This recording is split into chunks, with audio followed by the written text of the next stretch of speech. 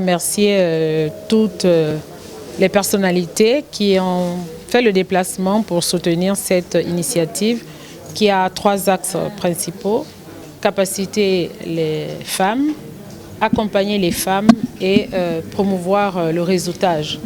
Donc à travers cet incubateur, nous allons organiser les filières en termes de chaîne de valeur. Nous allons également accompagner les femmes pour l'accès au financement. Nous avons comme projet phare la filière du tétrafleura, appelée couramment 4 côtés, qui pourra aujourd'hui donner un revenu aux femmes en milieu rural. Donc tous les produits qui sont ici sont issus des 9 provinces du Gabon. Le point commun, c'est soutenir l'autonomisation de la femme rurale. Donc comment connecter ces femmes aux femmes en milieu urbain et pourquoi pas challenger l'international. Donc nous voulons nous inscrire véritablement dans la mise en œuvre du plan décennal d'autonomisation de la femme gabonaise et le programme Gabon Égalité. Saluer le chef de l'État, la première dame, et il faut également rappeler que c'est le fruit du prix, le premier prix Agathe Okumba de Kwategé avec le programme avec de l'ONG Malachi. Absolument, nous avons des témoins vivants. Le tétrafleura qui a fait l'objet de transformation est le fruit d'un partenariat que nous avons signé avec les femmes de la coopérative Moukit Bretou de Fugamu. Donc dans Tsamba Magoti, le produit de base provient de cette localité. Et aujourd'hui, les femmes ont eu des ressources financières parce que le produit a été payé comptant.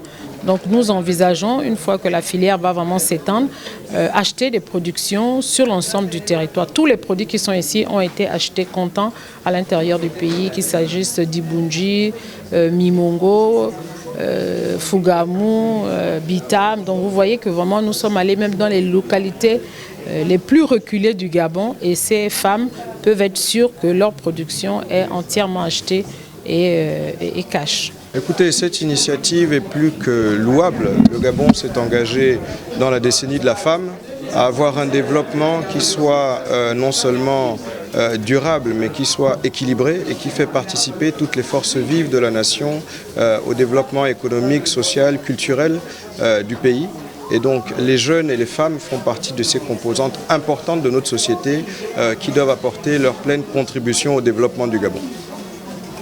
L'inauguration de cette boutique aujourd'hui nous a permis de redécouvrir certains de nos produits locaux. Comme vous voyez aujourd'hui, ce tétrafleura que nous voyons dans nos villages, au bord de nos routes, que nous avons souvent négligé, parfois les enfants s'amusent avec.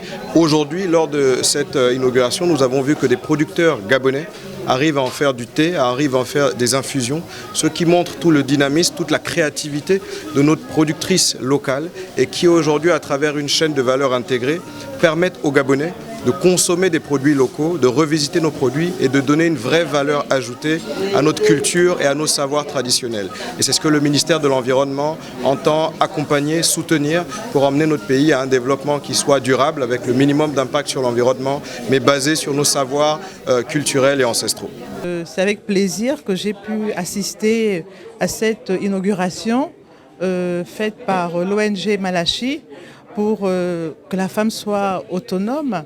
Et comme vous le savez, depuis que le chef de l'État avait décrété justement la décennie de la femme, après qu'on ait fait un large consensus, on avait donc remarqué que l'un des problèmes cruciaux dont les femmes sur lesquels elles étaient confrontées, c'était vraiment leur autonomisation financière. Et lorsque nous voyons ce qui se fait ici à l'ONG Malachi, vraiment c'est pour rendre les femmes plus autonomes.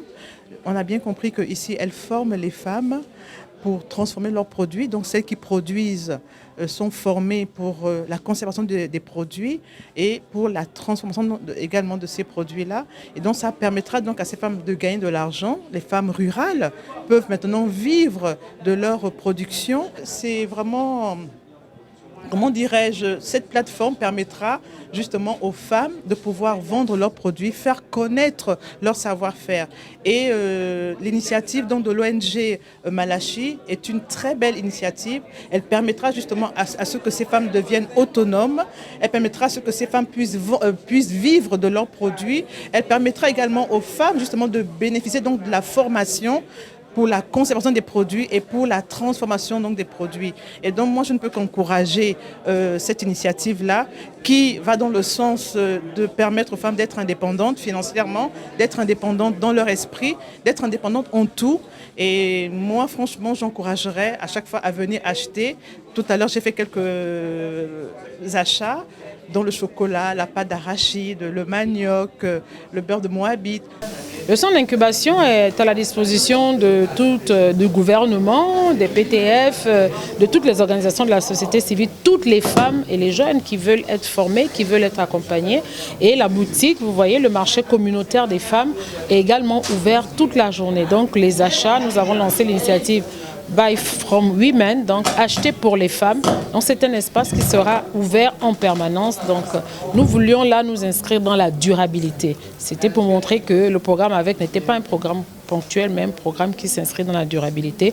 Nous avons un partenaire de microfinance qui, lorsque les projets sont matures, passe directement à la phase de financement. Donc nous avons les 3 maillons, nous avons les producteurs, nous avons les transformateurs et nous avons également le banquier qui est là et qui est disponible avec les ressources pour pouvoir financer les projets matures. Et le projet de Tetraflora fait partie de ces projets-là qui sont en cours de financement. Mais nous avons besoin davantage de partenaires et nous lançons un appel au gouvernement, au PTF, à toutes les bonnes volontés, vraiment qu'il y ait des financements disponibles, qu'il y ait un fonds d'autonomisation de la femme gabonaise, que les organisations féminines soient également subventionnées pour que les résultats soient d'autant plus importants que ceux que nous enregistrons déjà aujourd'hui. Mais nous pouvons déjà être satisfaits d'avoir fait